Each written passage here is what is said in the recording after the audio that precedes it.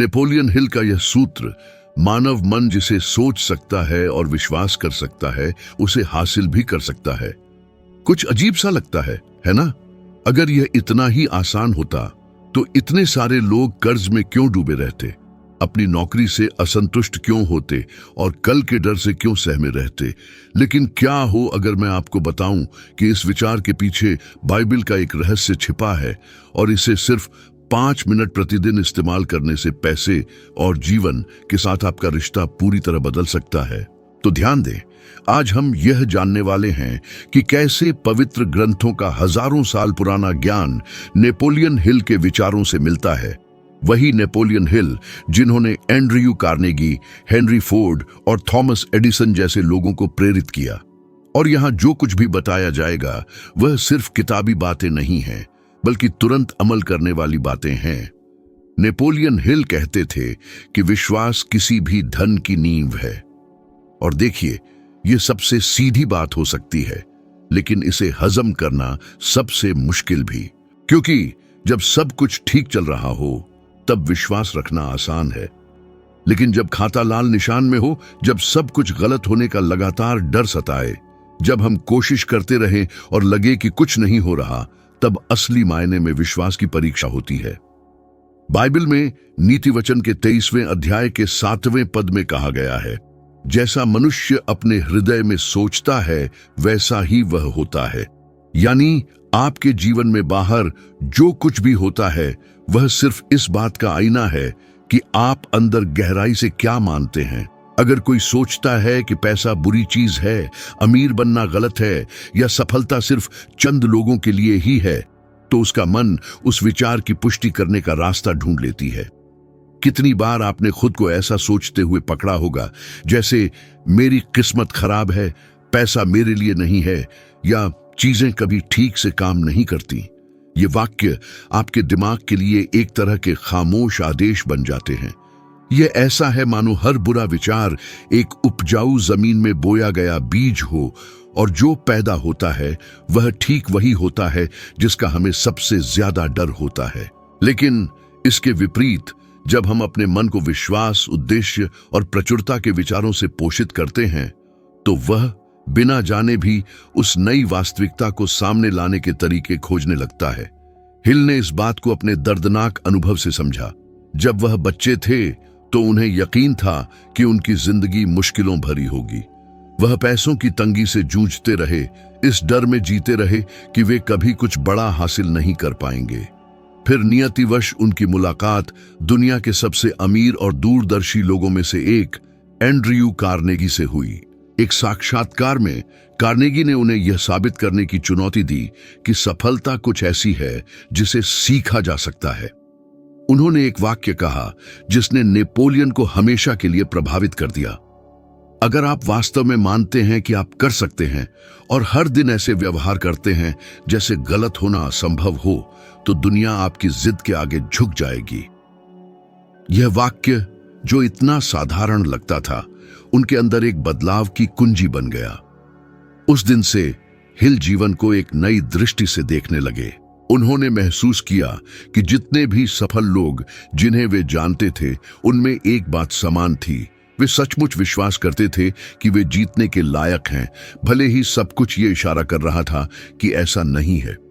यहाँ जिस विश्वास की हम बात कर रहे हैं वह सिर्फ धार्मिक बात नहीं है, यह मानसिक और भावनात्मक भी है। ये उस तरह की धारणा है जो हमें उठने और कार्य करने पर मजबूर करती है, भले ही हमें किसी बात की निश्चितता न हो। और जब बाइबल कहती है कि बिना कर्म के विश्वास व्यर्थ है, तो वह ठीक यही दिखा रही है। विश्वास के लिए हमें कुछ करना पड़ता है। हिल ने समझा कि हर दिन विश्वास रखना और कार्य करना, भले ही सिर्फ 5 मिनट के लिए ही क्यों न हो, हमारे दिमाग में एक ऐसी प्रणाली बनाता है जो हमारे अवचेतन मन को फिर से प्रोग्राम कर सकती है। उन्होंने इसे स्व सुझाव, ऑटो सजेस्शन नाम दिया। हर दिन कुछ मिनटों के लिए वह खुद से अपने बारे में और जो वह हासिल कर सकते थे उसके बारे में अच्छी बातें दोहराते थे। समय के साथ उनके दिमाग ने इन शब्दों को सबसे शुद्ध सत्य मानने लगा। और यहाँ एक ऐसा विवरण है जिसे लगभग हर कोई नजरअंदाज कर देता है। आप हर दिन खुद से क्या कहते हैं वह आपके जीवन को आकार देता है। स्टैनफोर्ड विश्वविद्यालय के एक शोध से पता चला है कि विकास की मानसिकता वाले लोग, यानी जो मानते हैं कि वे समय के साथ बेहतर हो सकते हैं, उन लोगों की तुलना में स्थायी और समृद्ध वित्तीय जीवन प्राप्त करने की 34% अधिक संभावना रखते हैं, जो सोचते हैं मैं ऐसा ही पैदा हुआ हूं और बस मेरी सीमाएं हैं। यानी जो आगे बढ़ते हैं और जो रुके रहते हैं, उनके बीच का अंतर किस्मत नहीं है, बल्कि यह है कि व्यक्ति कैसे सोचता है। लेकिन बात और भी गहरी है। जब हिल ने स्व सुझाव का सही मायने में उपयोग करना शुरू किया, तो उन्होंने महसूस किया कि सिर्फ यंत्रवत सकारात्मक वाक्यों को दोहराने से काम नहीं चलेगा। जो कह रहे थे उसकी भावना को महसूस करना भी जरूरी था। सच्चा विश्वास भावना के साथ आता है। यह सिर्फ एक विचार नहीं है, यह हृदय से आने वाला एक निश्चय है। यह ऐसा है जैसे आंखें बंद करके अपनी हर इंद्रिय से वह सब देखना जो आप अपने जीवन में चाहते हैं। एक ऐसे व्यक्ति के बारे में सोचिए जो हर दिन कहता है मैं अमीर हूं, लेकिन अंदर ही अंदर पैसे के मामले में दोषी महसूस करता है या खुद को इसके लायक नहीं समझता। यह आंतरिक कशमकश उसके दावों की शक्ति को खत्म कर देती है। इसीलिए हिल कहते थे कि हृदय से आने वाले विश्वास को दिमाग के अनुशासन के साथ जोड़ना आवश्यक है। यहीं पर बाइबल का ज्ञान बेहद शक्तिशाली साबित होता है। स्वयं यीशु ने कहा था कि यदि तुम में राई के दाने के बराबर भी विश्वास हो, तो तुम इस पहाड़ से कहोगे यहां से हट जा और वह हट जाएगा। इस संदर्भ में वह पहाड़ डर हो सकता है, वह परेशान करने वाला कर्ज, उत्साह की कमी, संदेह हो सकता है, और राई का दाना उस दृढ़ विश्वास की चिंगारी है जिसे अगर हम हर दिन पोषित करें तो उसमें पूरे खेल को बदलने की शक्ति होती है। हिल ने कई कठिनाइयों का सामना किया, उतार चढ़ाव देखे, दिवालियेपन, अपमान और यहां तक कि उत्पीड़न भी झेला। लेकिन इन सभी मुश्किलों में भी उन्होंने अपनी वही दिनचर्या बनाए रखी, अपनी सकारात्मक विचारों पर 5 मिनट का पूरा ध्यान। वह खुद से कहते थे मैं जीतने के लिए पैदा हुआ हूं, मेरा एक लक्ष्य है, मैं हार नहीं मानूंगा। और यही विश्वास उन्हें संभाले रखता था। वह जानते थे कि अगर उनका दिमाग सही दिशा में दृढ़ रहा तो उनका शरीर और जीवन की परिस्थितियां भी उसी धुन में ढल जाएंगी। यह देखना बहुत दिलचस्प है कि कैसे विज्ञान ने सदियों बाद उस बात को पूरी तरह से समर्थन करना शुरू कर दिया जिसकी वकालत विश्वास पहले से ही कर रहा था। न्यूरोसाइंस के शोध से पता चलता है कि जब हम सकारात्मक विचारों को भावना के साथ दोहराते हैं तो हम अपने मस्तिष्क में नए संबंध बनाते हैं और कार्य करने के नए तरीके विकसित करते हैं। यानी जो आप विश्वास के साथ दोहराते हैं वह आपके दिमाग में वास्तविक रूप लेना शुरू कर देता है और समय के साथ आपके जीवन में सचमुच प्रकट होता है। अब कल्पना कीजिए कि हर दिन सिर्फ 5 मिनट के लिए ऐसा करने की क्या शक्ति है। 5 मिनट जहां आप डर और कमी की उन आवाजों को शांत करें और अपने मन में विश्वास और धन के विचारों को बोएं। 5 मिनट जहां आप वही कहते हैं जो आप चाहते हैं और खुद को उस हकीकत को जीते हुए देखते हैं। यह कोई जादू की चाल नहीं बल्कि शुद्ध मानसिकता है। और जब आपका दिमाग बदलता है मेरे दोस्त, तो सब कुछ बदल जाता है। तो चुनौती बहुत आसान है लेकिन इसका बहुत बड़ा प्रभाव है। 7 दिनों के लिए पैसे के बारे में हर निराशावादी वाक्य को एक अच्छी बात से बदल दें।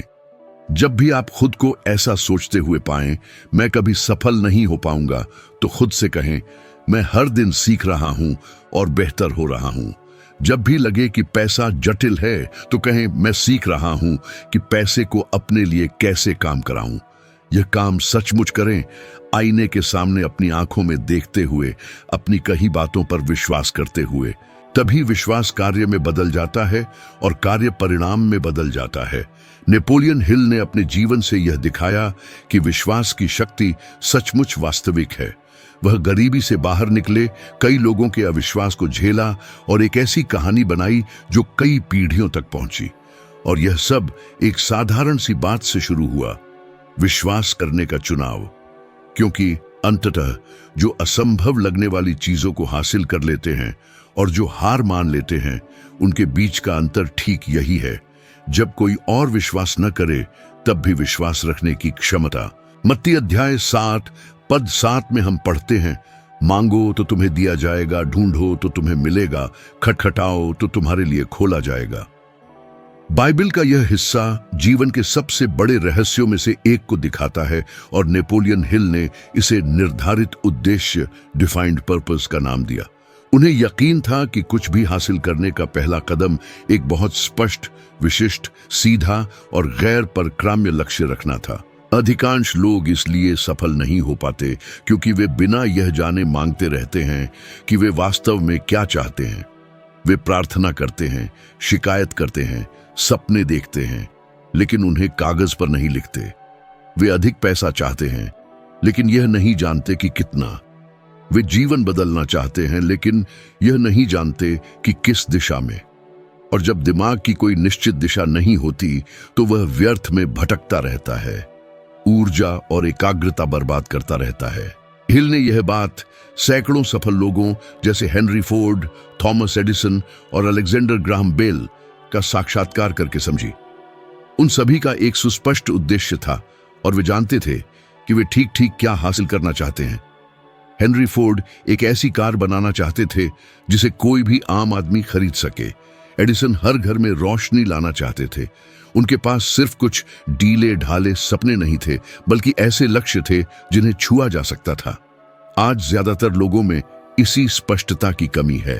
हार्वर्ड बिजनेस स्कूल के एक शोध से पता चला है कि केवल 3% लोग अपने लक्ष्यों को स्पष्ट रूप से कागज पर लिखते हैं, और ये लोग उन लोगों की तुलना में 10 गुना ज्यादा नतीजे पाते हैं जो केवल अपने लक्ष्यों को मन में रखते हैं। जब आप अपनी इच्छा लिखते हैं तो आप एक साधारण इच्छा को अपने मन के लिए एक आदेश में बदल देते हैं, और जब यह आदेश हर दिन दोहराया जाता है तो यह एक अटूट विश्वास बन जाता है। हमारे दिमाग की एक आदत है कि वह चाहता है कि चीजें समझ में आएं। यदि आप हर दिन खुद से कहते रहते हैं कि आप कुछ हासिल करेंगे, तो आपका दिमाग उसे हकीकत में बदलने के लिए अपने आप काम करना शुरू कर देता है। नेपोलियन हिल ने यह सब खुद अनुभव किया था। अपने जीवन के सबसे मुश्किल दौर में से एक में उनके पास एक पैसा नहीं था। वे निराश थे और उन्हें पता नहीं था कि कहां जाना है। नेपोलियन हिल को याद है, महामंदी, ग्रेट डिप्रेशन के समय उनके लिए हालात बहुत कठिन थे। उन्होंने अपना घर खो दिया था, उनकी आर्थिक स्थिति खराब थी और वे लेखक के रूप में अपने करियर को छोड़ने वाले थे। लेकिन तभी उन्होंने सोचा, रुको, मैं जो सिखाता हूं उसे खुद पर लागू करूंगा। उन्होंने एक छोटी नोटबुक ली, एक बहुत ही साधारण मेज पर बैठे और अपनी सच्ची इच्छा लिखी। लाखों लोगों को उनकी अंदरूनी शक्ति को पहचानने के लिए प्रेरित करना और विश्वास और मानसिक अनुशासन के साथ जीवन को साकार करना। उसके बाद से हिल का हर काम इसी लक्ष्य की ओर इशारा करने लगा। पैसे न होने के बावजूद वे अपनी किताब के अध्यायों को लिखना और फिर से लिखना जारी रखते थे। वे रातें जागकर अध्ययन करते थे, प्रार्थना करते थे और अपनी उस कृति की सफलता की कल्पना करते थे। और क्या यह काम नहीं आया? सोचो और अमीर बनो, थिंक एंड ग्रो रिच पुस्तक एक वैश्विक घटना बन गई, जिसकी 10 करोड़ से अधिक प्रतियां बिकी और इसने लाखों लोगों के जीवन को बदल दिया। ये सब कैसे? ये एक बहुत स्पष्ट उद्देश्य से शुरू हुआ था। और खेल बदलने वाली बात यह है, स्पष्टता से बहुत ताकत मिलती है। क्या आप जानते हैं कि जब हमें ठीक ठीक पता होता है कि हम क्या चाहते हैं, तो ऐसा लगता है जैसे हमें ऐसे अवसर दिखने लगते हैं जो हमेशा वहीं थे लेकिन पहले अनदेखे रह जाते थे। जैसे आपका दिमाग एक अंदरूनी रडार चालू कर देता है और लोगों, अच्छे विचारों और ऐसी स्थितियों का पता लगाना शुरू कर देता है जो आपको अपने लक्ष्य तक पहुंचने में मदद कर सकती है। न्यूरोसाइंस इसे reticular activation system, reticular activating system नामक चीज से समझाता है, जो आपके दिमाग में एक फिल्टर की तरह है जो तय करता है कि क्या महत्वपूर्ण है। यह ऐसा ही है जैसे आप एक नई कार खरीदते हैं और अचानक हर कोने पर आपको वही मॉडल दिखने लगता है। वह हमेशा वही थी, लेकिन अब आप उस पर ध्यान दे रहे हैं। यही बात तब होती है जब आप एक उद्देश्य निर्धारित करते हैं। ब्रह्मांड आपके पक्ष में काम करता हुआ प्रतीत होता है, क्योंकि आप आखिरकार अपनी इच्छा से जुड़ जाते हैं। लेकिन एक बात है, आपका उद्देश्य केवल भौतिक चीजों के बारे में नहीं होना चाहिए।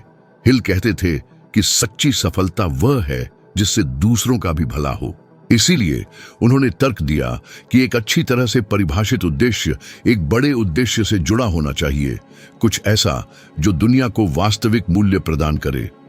यह सबक उन्होंने एंड्रयू कार्नेगी से सीखा था, जो कहते थे कि उद्देश्य के बिना अमीर होना केवल अहंकार है। कार्नेगी सोचते थे कि पैसा इसलिए है ताकि हम उसका उपयोग करके भलाई फैला सकें, और सबसे अच्छी बात यह है कि इस विचार का सीधा संबंध बाइबल से है। पहले परमेश्वर के राज्य और उसकी धार्मिकता की खोज करो, और ये सब चीजें तुम्हें इनाम के तौर पर दी जाएंगी। एक उद्देश्य रखना खराब मौसम में हाथ में जीपीएस होने जैसा है, जबकि ज्यादातर लोग केवल घटनाओं पर प्रतिक्रिया करते हैं। जिनके दिमाग में एक उद्देश्य होता है वे उसे साकार करते हैं जो वे चाहते हैं, और यह अंतर केवल प्रतिक्रिया करने और वास्तव में निर्माण करने के बीच उन लोगों को अलग करता है जो केवल जीवित रहते हैं और जो वास्तव में समृद्ध होते हैं। हिल हमेशा कहते थे कि जो नहीं जानते कि वे क्या चाहते हैं, वे दूसरों के सपनों को जीना शुरू कर देते हैं। जरा सोचिए, कितने लोग कड़ी मेहनत करते हैं, अपने जीवन के साल ऐसी चीजों में बर्बाद कर देते हैं जिनका उनके लिए कोई मतलब नहीं, सिर्फ इसलिए कि उन्होंने कभी यह सोचने के लिए रुके ही नहीं कि वे वास्तव में क्या चाहते थे। हम कितनी प्रार्थनाएं बदलाव के लिए करते हैं, लेकिन यह जाने बिना कि कहां जाना है। दोस्त, विश्वास को एक अच्छी तरह से परिभाषित लक्ष्य की आवश्यकता है। एक स्पष्ट उद्देश्य एक लक्ष्य से कहीं बढ़कर है। यह विश्वास की एक बहुत बड़ी घोषणा है। यह ऐसा है जैसे आप भविष्य की ओर देखते हैं और पूरे विश्वास के साथ कहते हैं, मैं जानता हूं कि मैं क्या चाहता हूं, मैं जानता हूं कि क्यों चाहता हूं, और मैं जानता हूं कि मैं वहां पहुंचूंगा।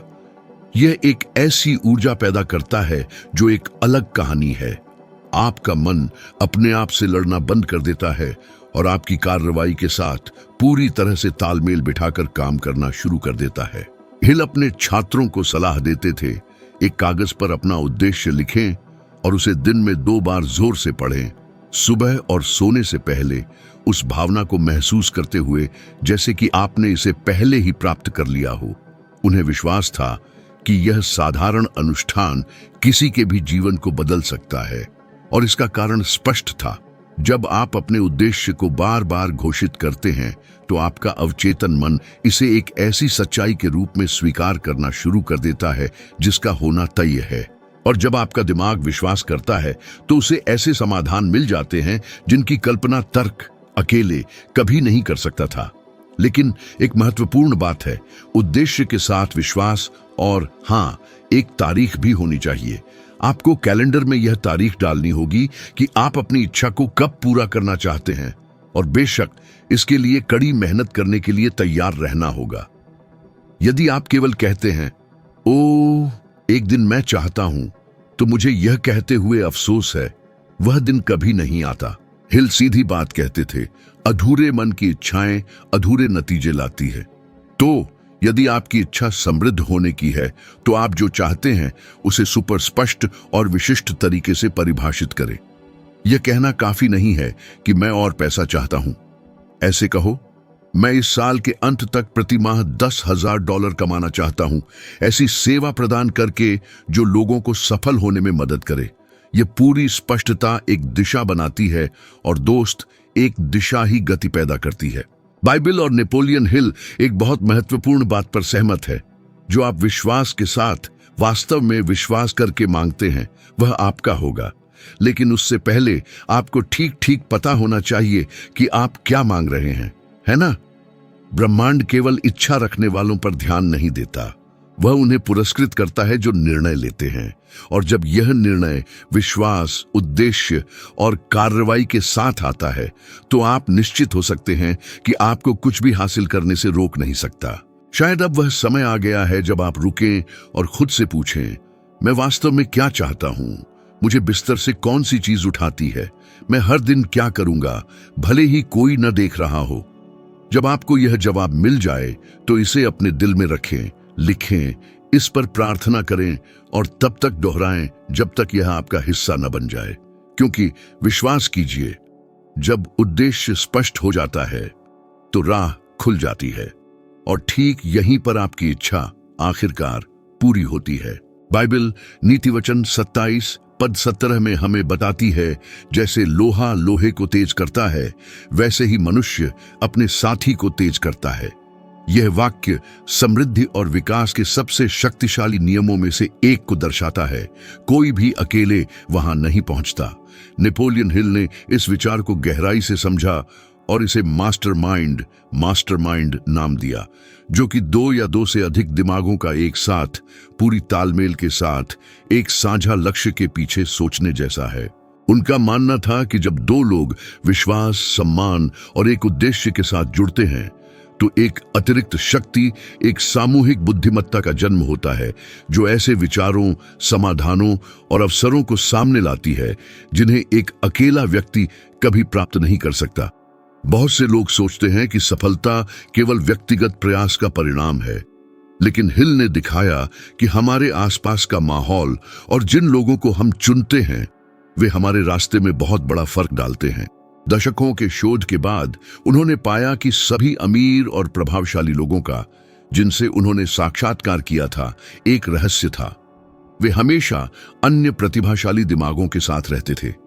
एंड्रयू कार्नेगी, जो हिल के प्रेरणा स्रोत थे, उनके पास सलाहकारों का एक समूह था जो रणनीतियों और विचारों पर चर्चा करने के लिए नियमित रूप से मिलते थे। हेनरी फोर्ड उदाहरण के लिए खुद को आविष्कारकों, इंजीनियरों और विचारकों से घेरते थे जो उन्हें हमेशा बेहतर बनने के लिए प्रेरित करते थे। वहीं थॉमस एडिसन के पास वैज्ञानिकों की एक टीम थी जो उनके आविष्कारों का लगातार परीक्षण और सुधार करती रहती थी। हिल ने देखा कि ये लोग केवल जानकारी और ज्ञान का आदान प्रदान नहीं करते थे, बल्कि विश्वास, उत्साह और एक अलग स्तर की रचनात्मकता का मानसिक माहौल बनाते थे। यदि एक दिमाग को संदेह होता था तो दूसरा उसे तुरंत प्रोत्साहित करने के लिए आ जाता था। यदि एक विचार असंभव लगता था तो दूसरा दिमाग तुरंत एक तरीका दिखा देता था। इसलिए वे हमेशा कहते थे कि असफलता शायद ही कभी प्रतिभा की कमी के कारण होती है। ज्यादातर यह एक ऐसे माहौल की कमी के कारण होती है जो आपको बढ़ने के लिए प्रेरित करता है। और यहाँ एक महत्वपूर्ण बात है, जिन लोगों से हम घिरे होते हैं उनकी शक्ति केवल सामाजिक नहीं होती, वह आध्यात्मिक और भावनात्मक भी होती है। जैसे लोहा लोहे को तेज करता है, वैसे ही हमारे आसपास के लोग हमारे विचारों, भावनाओं और कार्यों को आकार देते हैं। यदि आप ऐसे लोगों के साथ रहते हैं जो केवल शिकायत करते हैं, आलोचना करते हैं और खुद को पीड़ित दिखाते हैं, तो आप भी जल्द ही वैसा ही सोचना शुरू कर देंगे। नकारात्मकता संक्रामक है और हमारा दिमाग पैटर्न को सोख लेता है। विज्ञान इसे साबित करता है। ऑक्सफोर्ड के शोध से पता चला है कि सहायता समूहों या मेंटरशिप में रहने वालों को अकेले प्रयास करने वालों की तुलना में वित्तीय और भावनात्मक स्थिरता प्राप्त करने की 85% अधिक संभावना होती है। इसका कारण सरल है। जब हम संभावनाओं को भूल जाते हैं तो समूह उन्हें दर्शाता है। नेपोलियन हिल ने इस सच्चाई को गहनता से जिया। सफल लोगों का अध्ययन करते हुए उन्होंने अपना खुद का मास्टरमाइंड समूह बनाया। वह थॉमस एडिसन और हेनरी फोर्ड जैसे दिग्गजों के साथ अक्सर मिलते थे ताकि विचारों का आदान प्रदान कर सकें, बहस कर सकें और प्रेरणा पा सकें। इन मुलाकातों में गर्मागर्म चर्चाएं होती थीं, लेकिन मानव की रचनात्मक शक्ति पर एक गहरा विश्वास भी होता था। हिल का मानना था कि इन महान दिमागों के बीच की सद्भाव लगभग एक दैवीय शक्ति पैदा करती है। और इतिहास को देखें तो हम परिणाम देख सकते हैं। इन लोगों ने अपने आविष्कारों और विचारों से दुनिया को बदल दिया। लेकिन हिल केवल शारीरिक मुलाकातों तक ही सीमित नहीं रहते थे। उनके मन में एक अदृश्य परिषद भी थी जिसमें वे लोग शामिल थे जिनकी वह प्रशंसा करते थे, चाहे वे जीवित हों या मृत। हर दिन सोने से पहले वह अपनी आंखें बंद कर लेते थे और खुद को Abraham Lincoln, Thomas Edison, Andrew Carnegie और अन्य गुणों के प्रतीकों के साथ एक कमरे में कल्पना करते थे जिन्हें वह अपनाना चाहते थे। इन बातचीतों में वह सलाह मांगते थे और ज्ञान प्राप्त करते थे। बहुत से लोग इसे पागलपन समझते थे, लेकिन हिल कहते थे कि इससे उन्हें स्पष्टता और साहस के साथ निर्णय लेने में मदद मिलती थी।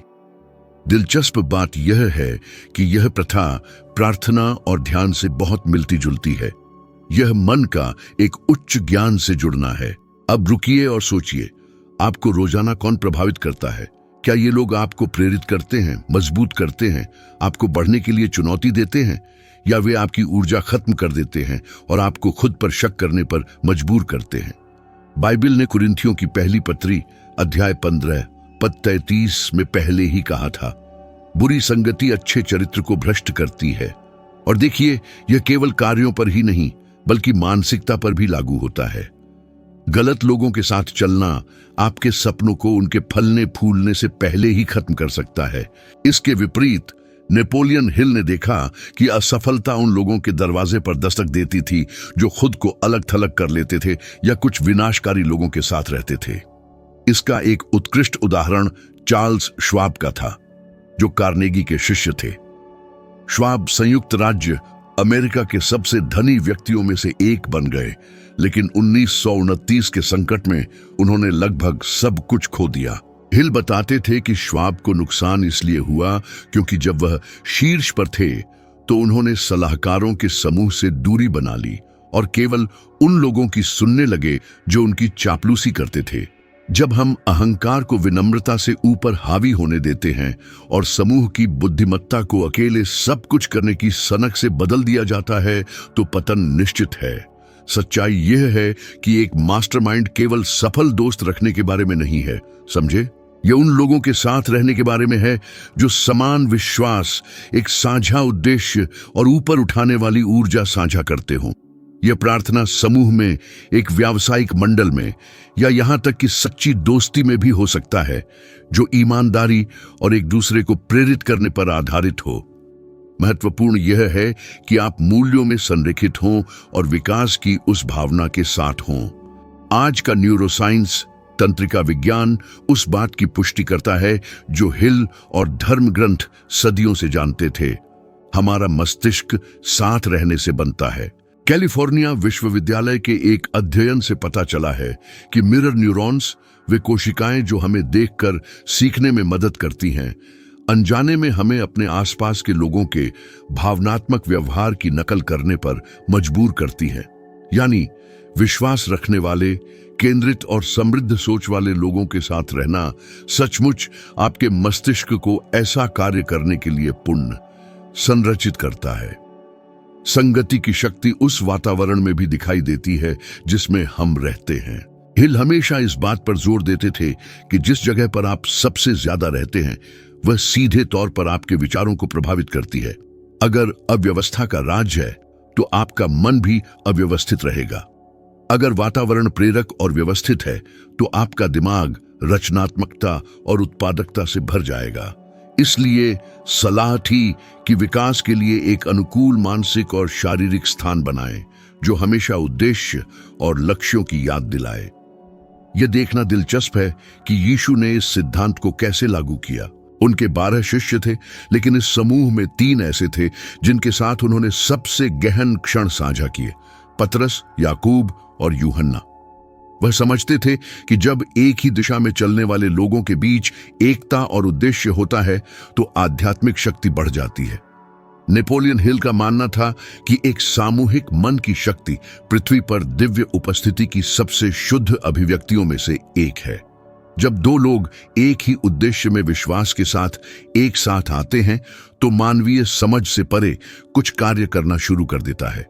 इसलिए वह कहते थे कि किसी को भी अकेले धनवान बनने या आध्यात्मिक रूप से विकसित होने की कोशिश नहीं करनी चाहिए। एकांत आत्मचिंतन के लिए अच्छा हो सकता है, लेकिन समृद्धि सहवास, विचारों के आदान प्रदान और मेलजोल से पैदा होती है। तो जरा अपने आसपास देखिए, मूल्यांकन करें कि आप अपने योजनाएं, अपने विचार और अपने सपने किसके साथ साझा करते हैं। वे कौन सी आवाजें हैं जो आपको दिशा देती हैं? जब सब कुछ बिखरता हुआ लगे तो कौन आपको ऊपर खींचता है? लोहा लोहे को तेज करता है और मनुष्य मनुष्य में मजबूत होता है। जैसे हिल ने अपने मास्टरमाइंड में असंभव को हकीकत में बदलने की शक्ति पाई, वैसे ही आप भी अपना बना सकते हैं। शायद यह केवल एक व्यक्ति से शुरू हो, कोई ऐसा जिसके साथ आप विश्वास, ज्ञान और उद्देश्य साझा कर सकें। और जब यह जुड़ाव सच्चा होगा तो आप पाएंगे कि समृद्धि एक अकेली खोज नहीं रहती और एक साझा यात्रा बन जाती है, जो आप दोनों से बड़ी किसी चीज द्वारा निर्देशित होती है। नेपोलियन हिल को दृढ़ विश्वास था कि विश्वास किसी भी जीत का प्रारंभिक बिंदु था, वह अदृश्य आधार जो सफलता के हर विचार को सहारा देता है। उन्होंने समझाया कि विश्वास एक मानसिक अवस्था है जिसे सकारात्मक और रचनात्मक विचारों के निरंतर दोहराव से बनाया, पोषित और मजबूत किया जा सकता है। यह धर्म की चीज नहीं है, बल्कि एक आध्यात्मिक शक्ति है जो हमें मन की अनंत शक्ति से जोड़ती है। हिल के अनुसार जब विचार को विश्वास के साथ जोड़ा जाता है तो वह एक जीवंत शक्ति में बदल जाता है जो भौतिक दुनिया में साकार होने में सक्षम है। यह वही सिद्धांत है जो यीशु ने सिखाया था जब उन्होंने कहा था, जो विश्वास करता है उसके लिए सब कुछ संभव है। हिल के लिए विश्वास केवल आशा नहीं था, यह निश्चितता था। यह वह गहरा दृढ़ विश्वास था कि कुछ होगा, भले ही हमें उसका कोई संकेत न दिखे। वह कहते थे कि विश्वास एक उद्देश्य के साथ सोचने, मन को जीत की छवियों से पोषित करने और विश्वास को मजबूत करने वाले कथनों को दोहराने की आदत से पैदा होता है। उनके अनुसार मस्तिष्क एक बगीचे की तरह है। यदि आप संदेह के बीज बोते हैं तो आपको डर मिलेगा, लेकिन यदि आप विश्वास के विचार बोते हैं तो आपको साहस, दृढ़ संकल्प और परिणाम मिलेंगे। इसलिए हिल आत्म सुझाव के महत्व पर जोर देते थे, जो स्वयं को हर दिन उन वाक्यों को दोहराने की प्रक्रिया है जो अवचेतन मन को ढालते हैं और उसे सफलता के मार्ग पर डालते हैं। उनका मानना था कि अवचेतन मन हमारे और अनंत बुद्धिमत्ता के बीच एक सेतु है। जो कुछ भी चेतन मन विश्वास करता है और भावना के साथ दोहराता है, अवचेतन मन उसे हकीकत में बदल देता है। इसलिए वह कहते थे कि हम विश्वास का निर्माण करते हैं, उसे विरासत में नहीं पाते। हर किसी को अपने मन पर काम करके खुद पर और जो कुछ भी वह चाहता है उसमें विश्वास विकसित करना चाहिए। संदेह, भय और अनिर्णय विश्वास के सबसे बड़े खलनायक हैं। हिल ने पुष्टि की कि डर सपनों का खामोश हत्यारा है और हर बार जब कोई उसे अपने विचारों पर हावी होने देता है तो वह मन की सृजनात्मक शक्ति से कट जाता है। दिलचस्प बात यह है कि आज का विज्ञान हिल की शिक्षाओं की पुष्टि करता है। न्यूरोसाइंस, तंत्रिका विज्ञान में शोध से पता चलता है कि मानव मस्तिष्क वास्तविक और कल्पित के बीच अंतर नहीं करता है। जब कोई व्यक्ति किसी लक्ष्य को भावना और विश्वास के साथ बार बार देखता है तो उसका मस्तिष्क वही न्यूरोट्रांसमीटर जारी करता है और उन्हीं मस्तिष्क क्षेत्रों को सक्रिय करता है जैसे वह उस अनुभव को वास्तव में जी रहा हो। यह बताता है कि उच्च प्रदर्शन वाले एथलीट अपने परिणामों को बेहतर बनाने के लिए मानसिक विजुअलाइजेशन का उपयोग क्यों करते हैं। वे प्रतियोगिता से पहले खुद को जीतते हुए देखते हैं और मस्तिष्क उस दृष्टि को वास्तविकता में बदलने के लिए काम करना शुरू कर देता है। नेपोलियन हिल ने विज्ञान द्वारा सिद्ध होने से दशकों पहले यही बात कही थी, जो कुछ भी मानव मन कल्पना कर सकता है और विश्वास कर सकता है उसे वह प्राप्त कर सकता है। तो विश्वास एक अमूर्त भावना नहीं है, बल्कि एक बहुत ही व्यावहारिक ऊर्जा है। यह वह ईंधन है जो एक विचार को कार्रवाई में बदल देता है। हिल सिखाते थे कि कोई भी व्यक्ति अपने स्वयं की शक्ति पर थोड़ा भी संदेह करते हुए कुछ महान हासिल नहीं कर सकता है। संदेह कार्रवाई को रोकता है, जबकि विश्वास धक्का देता है। इसीलिए वह विश्वास को विचार और वास्तविकता के बीच एक अदृश्य पुल से तुलना करते थे। जब यह पुल मजबूत होता है तो हम किसी भी बाधा को पार कर जाते हैं। जब यह कमजोर होता है तो हम पहली कठिनाई पर पीछे हट जाते हैं। हिल ने जिन महान नेताओं और दूरदर्शियों का अध्ययन किया, उनमें से कई एक अटूट विश्वास से प्रेरित थे, तब भी जब उनके आसपास सब कुछ असफलता की ओर इशारा कर रहा था। थॉमस एडिसन उदाहरण के लिए बिजली का बल्ब बनाने से पहले 10,000 से अधिक बार विफल रहे। जब उनसे इस बारे में पूछा गया तो उन्होंने शांति से जवाब दिया, मैं 10,000 बार असफल नहीं हुआ, मैंने बस 10,000 तरीके खोजे जो काम नहीं करते। यह जवाब विश्वास का शुद्ध सार है। यह दृढ़ विश्वास है कि हम जो परिणाम चाहते हैं वह पहले से मौजूद है, भले ही हम उसे अभी देख न पाएं। हेनरी फोर्ड भी इसमें विश्वास रखते थे।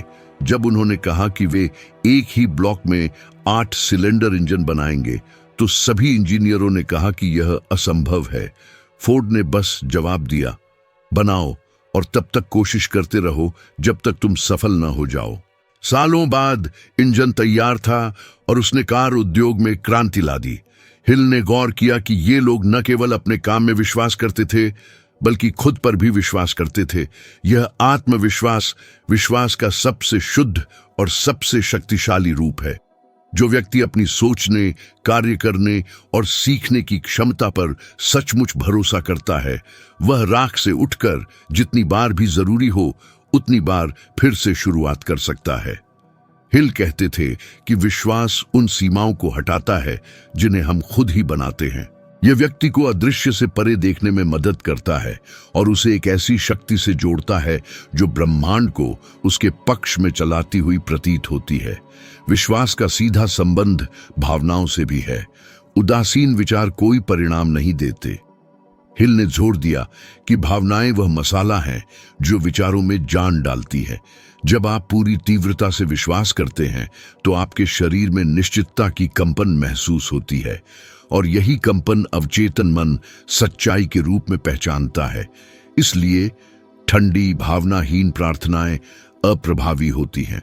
लेकिन जब कोई सच्ची श्रद्धा के साथ वास्तविक भावना से प्रेरित होकर बात करता है तो मन रचनात्मक और शक्तिशाली ढंग से प्रतिक्रिया करता है।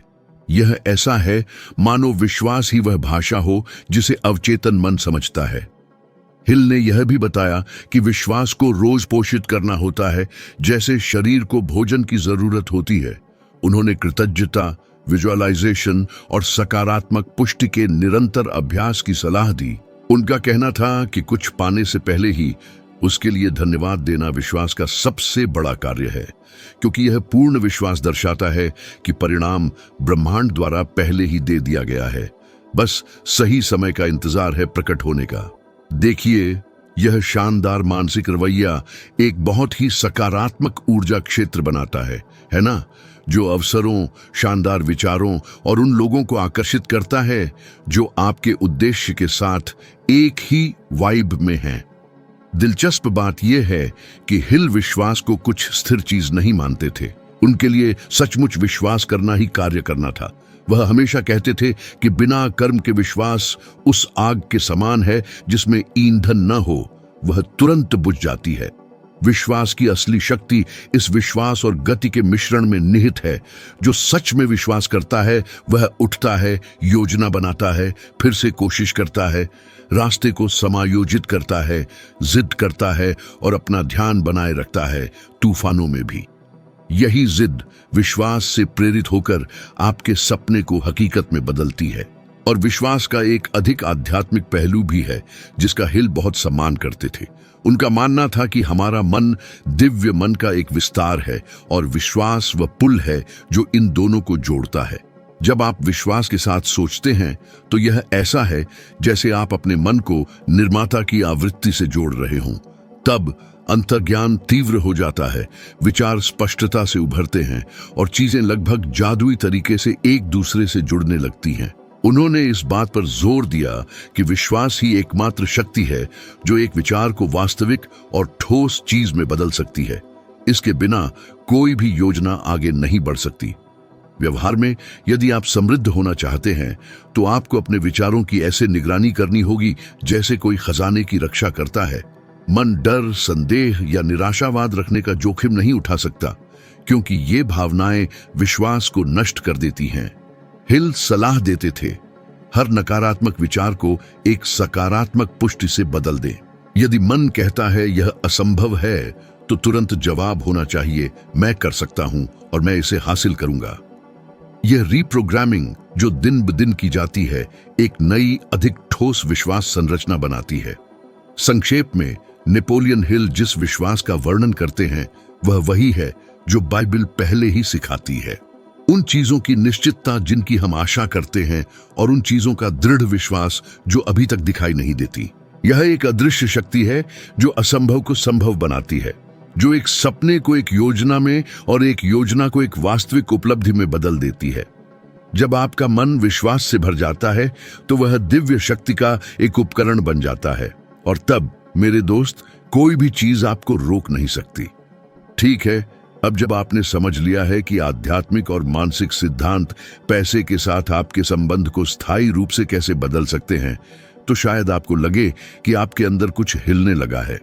और नेपोलियन हिल ठीक यही चाहते थे, कर्म, जागरूकता और जीवित विश्वास। क्योंकि केवल जानना बिना अभ्यास के उस बीज के समान है जो कभी मिट्टी नहीं देखता।